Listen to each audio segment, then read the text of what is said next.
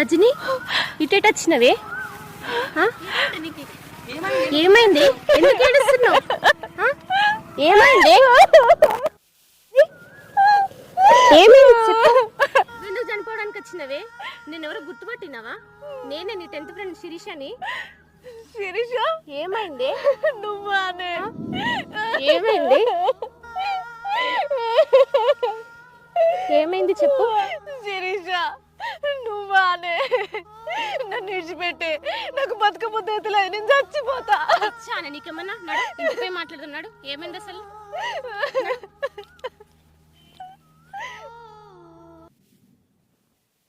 hello